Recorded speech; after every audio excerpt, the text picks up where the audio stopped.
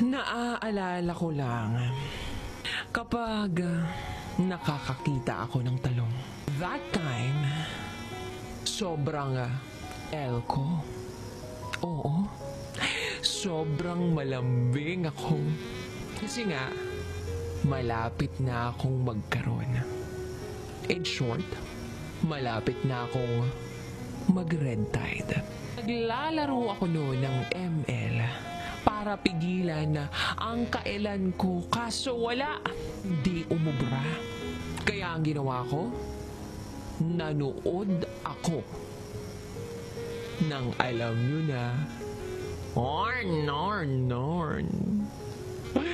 At nung nanood ako ng Orn, Diyos mio, basang-basa na ako.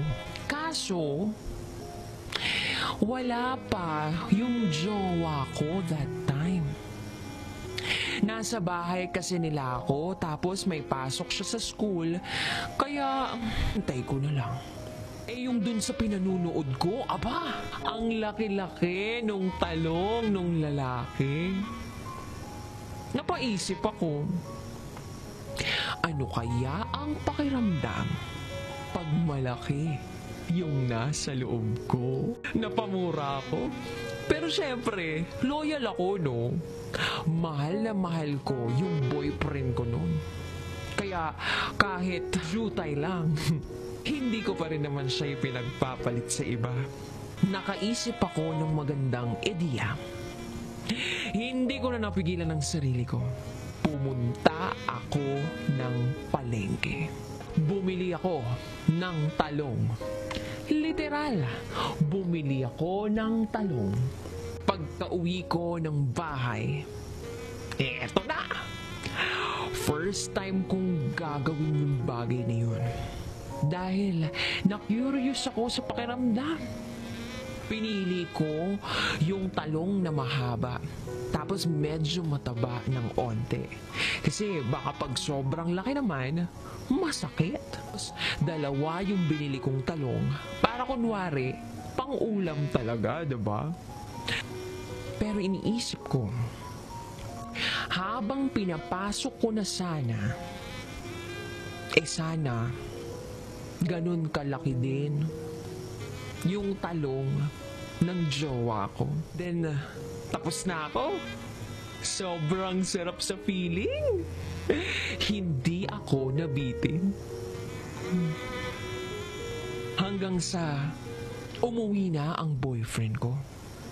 Tinanong niya ako, nainip ka ba? Sorry matagal mag-dismiss yung prof ko eh. At sumagot naman ako ng, okay lang, enjoy naman ako dito kakalaro ng ML. Kahit ang totoo, nag-enjoy talaga ako sa talong. Tapos, biglang naagaw ng kanyang pansin ang talong. Oo, nakita niya yung talong. At tinanong niya ako, ba't may talong dito? At sumagot ako ng, di ba kasi favorite ko yung talong? Ayun, bumili ako kanina, trip ko lang. At nagulat ako sa mga susunod pang pangyayari. Niluto niya na yung talong. Hindi ko mapigilang matawa pero kinagat ko yung dila ko. Sabi niya, kain na daw kami. Ang masama pa, dumating na din yung best friend niya galing din sa eskwelahan. Oh my, talong! Inulam nila yung talong na pinasok ko sa loob ko. Sobrang tahimik lang ako habang kumakain kami. Sila, talong yung kinakain, ako nagbagoong. Nagtaka pa siya. Sabi niya, himala, favorite mo yung talong tapos di ka man lang tumidikim. Sa isip-isip ko, I just cannot. Dapat talaga, itinapon ko na lang, no? Nakalimutan ko eh. Ay, PS. Nag-break na kami yung jowa kong yun. Kasi nasabihan ko siya na maliit yung talong niya. Sobrang galit kasi siya sa akin noon.